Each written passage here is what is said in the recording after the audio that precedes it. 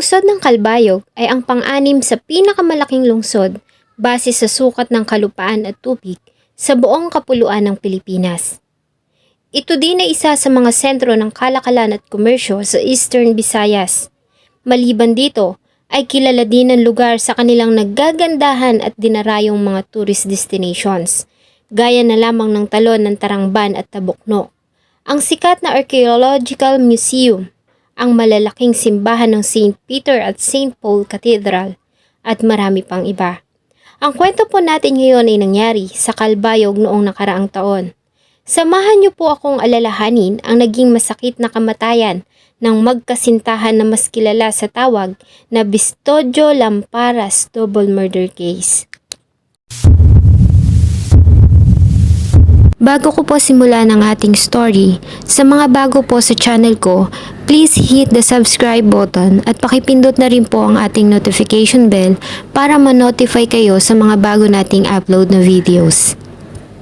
June 14, 2022 ng alas 10:30 ng umaga, nang makatanggap ng report ang tanggapan ng pulis sa Calbayog tungkol sa katawan ng isang lalaki na natagpuan sa isang kanal sa gilid ng bagong diversion road sa barangay San Policarpio, Calbayog City, sa Samar.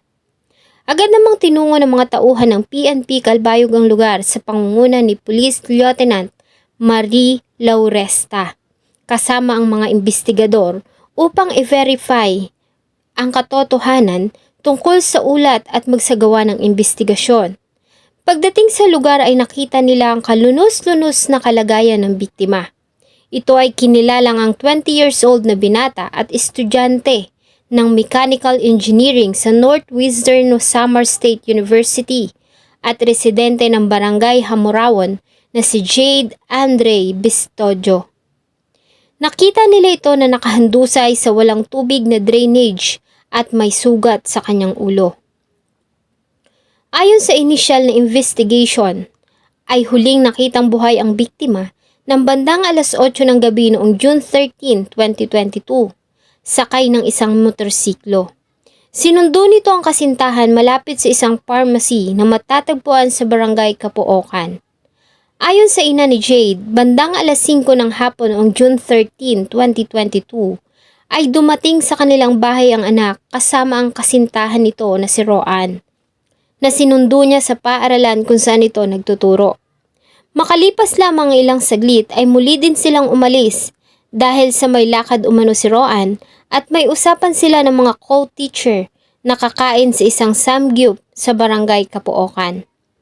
Bago sumapit ang alas 8 ng gabi, ay muling nagpaalam ang anak na si Jade para sunduin ang kasintahan sa barangay Capoocan at ito na umano ang huling sandali na nakita nilang buhay ang anak. Samantala, ayon naman sa ina ni Roan, ay huli siyang nakatanggap ng mensahe sa anak ng pasado alas 6 ng hapon, kung saan ay nagpadala ito ng larawan kasama ang mga co-teacher na kumakain ng samgyup. Yun na umano ang huling mensahe na natanggap nila mula dito. Nang sumapit kasi ang alas 10 ng gabi, ay hindi na ito nagre-reply hanggang sa makatulog na siya at magising ng madaling araw na wala ang anak sa kanilang bahay, na hindi naman ito dating ginagawa. Kaya naman ay sinubukan nilang tawagan ang mga kasama nitong guro noong nagdaang gabi. Ngunit ayon sa mga ito ay sinundo umano si Roan ng kasintahan nito na si Jade. Nang tunguhin nila ang bahay ng nobyo ng anak ay wala din ito doon at hinahanap din ng mga magulang. Pagsapit ng alas 8 ng umaga ay napagdesisyonan nila na i-report na ang pagkawala ng magkasintahan sa tanggapan ng pulis. Sakto namang nakatanggap ng report tungkol sa natagpuang katawan ng isang lalaki na kanilang kinumpirmang ang nobyo ng nawawalang anak. Sa kanilang ginawang paghahanap makalipas ang 9 na oras, nang sumapit ang pasado alas 8 ng gabi ng parehong araw, ay natagpuan nila ang hinahanap. Ang katawan ng 23 years old na guro ng Calbayog City National High School na si Roangeline Lamparas ay natagpuan sa masukal na bahagi ng damuhan sa gilid ng isang diversion road sa barangay Bagakay, 8 kilometro ang layo mula sa katawan ng nobyo na si Jade Bistodio. Ang biktima ay nagtamo ng mga sugat sa iba't ibang bahagi ng katawan, paso at pasa. Wala din itong suot na pang-ibabang kasuotan, kaya naman ay hinihinalang ginahasa ang dalaga bago ito pinatay. Unang tiningnan na pagnanakaw ang motibo sa ginawang pamamaslang sa magkasintahan dahil sa nawawala ang mga mahalagang gamit ng mga biktima. Sa ginawang investigasyon ng mga pulis ay ilang mga witness ang kanilang nakapanayam, kung saan ay may tatlong mga tinuring na persons of interest ang nakitang huling kasama ng isa sa mga biktima. Ayon sa mga ito, ay dalawang motorsiklo ang nakita nila noong gabi ng June 13, 2022 na huminto sa gilid ng diversion road dahil sa nasiraan umano ang isa sa mga sakay na motor. Napansin din nila na sakay ng mga ito ang tila walang malay na guro na si Roan. Maliban dito, sa kanilang ginawang pagkalap ng mga kuha ng closed-circuit television camera sa lugar, kung saan, gaya ng naunang pahayag ng mga witnesses, ay nakita ang dalawang motorsiklo. Dahil dito, ay itinuring na persons of interest ang tatlong mga kalalakihan. Kinilala ang dalawa sa mga POI na sila Jericho Payos at Glenn Bacolpo. At nalaman din nila na ang dalawa ay may mga standing warrant of arrest sa kasong pagnanakaw. Gamit ang nasabing mandamiento de arresto, ay agad na naging subject ang dalawa sa isang malawakang manhunt operation. Nagbigay naman ang city councilor na si Jesse Giana ng 20,000 na pabuya para sa makakapagbigay ng impormasyon na may kinalaman sa mga sospek. Ayon sa kanya, ang nasabing pabuya ay dadagdagan pa niya pag nahuli na ang mga may sala. Nagalok din si Mayor Raimundo Monmonyu ng malaking pabuya para sa makakapagturo sa kinaroroonan ng mga sospek. Sa resulta ng ginawang autopsy sa katawan ng mga biktima, ayon sa medical examiner, si Pistodio ay namatay sanhi ng hypovolemic shock o labis na pagdurugo sanhi ng tinamong sugat mula sa tama ng baril sa kanyang ulo. Samantalang si Lamparas naman ay namatay sanhi ng intracranial bleeding o pagdurugo sa loob ng kanyang ulo sanhi ng malakas na impact, pagkahulog o pagpalo ng matigas na bagay. Positibo din kinumpirma na si Lamparas ay naging biktima ng panggagahasa dahil sa natagpuang similya ng lalaki sa maselang bahagi ng kanyang katawan.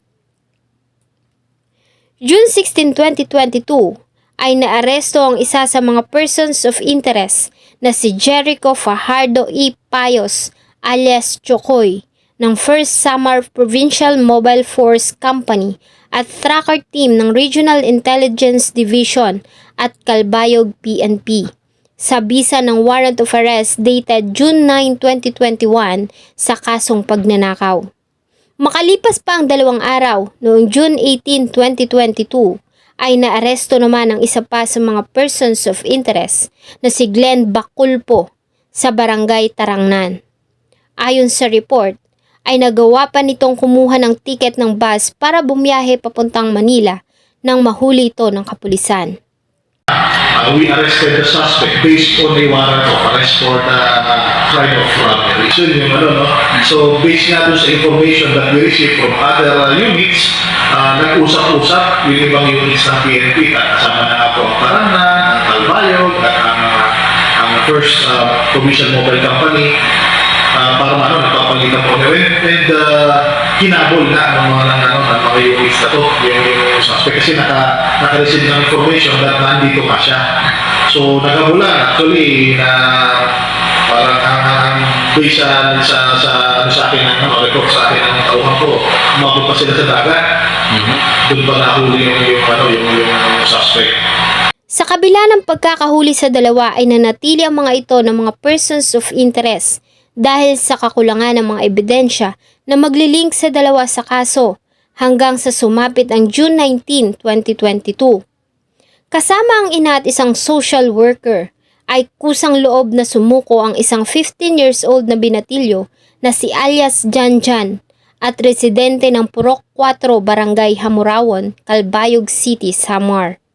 Ayon sa kanya, ay hindi siya pinapatulog ng konsensya, kaya naman ay sumuko ito sa mga pulis at agad din na nagbigay ng kanyang extrajudicial confession tungkol sa pangyayari at sa naging partisipasyon niya sa pagpatay sa magkasintahan. Ayon sa kanya, ay pagnanakaw lamang umano ang motibo nila noong una nang makita nila ang magkasintahan sa gilid ng diversion road. Ngunit nakilala umano siya ng isa sa mga biktima na si Jade dahil sa personal niya umano itong kakilala. Ayon din sa kanya ay sinubukan niya na pigilan ng mga kasama na patayin ang biktima. Ngunit nagulat na lamang umano siya nang paputukan ni alias Glenn ang binatilyo. Matapos ang ginawang pagpatay ay iniwan nila ang binata kung saan natagpuan ang katawan nito. At isinakay nila si Roan sa motorsiklo at dinala din nila ang motorsiklo na pagmamay-ari ni Jade Vistojo. Ngunit di pa man sila nakakalayo ay nasira ang motor ng binatilyo, kaya naman ay huminto sila at napagpasyahan na iwanan na lamang ang motor. Dinala naman nila si Roan sa masukal na bahagi ng damuhan sa kasunod na barangay. Hindi niya umano alam kung ano ang ginawa ni alias Glenn sa dalaga dahil sa naiwan sila ni alias Chokoy sa tabi ng kalsada at nagsilbing lookout. Samantala, sa ginawang press conference tungkol sa kaso, ay sinabi nila na ang mga gamit ng mga biktima na nawawala ay na-recover nila sa barangay Kapookan base sa confession na ginawa ng isa sa mga suspect. Agad din silang nag-request ng DNA examination sa seminal fluid na natagpuan sa katawan ni Lamparas at ballistic cross-matching naman ng basyo ng bala ng baril na nirecover sa crime scene kung saan natagpuan si Vistojo at sa baril na narecover nila sa mga suspect. Ganon din ang mga fingerprint na nakuha sa mga personal na gamit ni Lamparas. June 20, 2022 ay inendorso ng Calbayog City Police Station sa pangunguna ni Lieutenant Colonel Erickson del Rosario ang kaso sa Calbayog City Prosecutor's Office. June 22, 2022, ang tatlong suspect kabilang ang sumuko na minor de edad ay opisyal lang sinampahan ng kasong homicide na mas pinabigat pa ng kasong panggagahasa sa Prosecutor's Office ng Calbayog City. Ang tatlo ay nasa ilalim ng kustodiya ng Calbayog City Police habang hinihintay ang mga paglilitis. Dahil sa pangyayari, ay inimplima ni City Mayor Diego Rivera sa bisa ng Executive Order No. 17 ang pagkakaroon ng curfew sa lugar, kung saan ang mga edad 17 pababa ay pinagbabawal ng lumabas ng kanilang mga tahanan pagsapit ng alas 9 ng gabi hanggang alas 6 ng umaga kinabukasan. Samantalang ang mga edad 18 pataas naman ay pinagbabawalan ng lumabas ng alas 11 ng gabi hanggang alas 4 ng madaling araw. Maliban sa mga pulis at sundalo na naka-duty, ganun din ang mga security guards at medical frontliner at mga members ng Pandemic Task Force.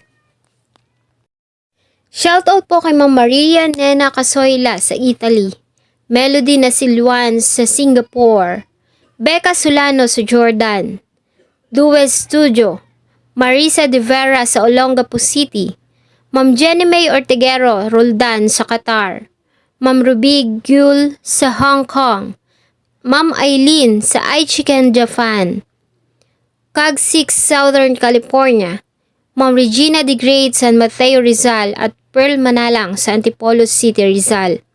At sa inyo pong lahat na patuloy na sumusubaybay at tumatangkilik ng atin pong mga videos. Marami pong salamat. Huwag niyo pong kalimutang mag-iwan ng inyong saloobin at suggestion sa atin pong comment section. Thank you so much po and see you in my next video.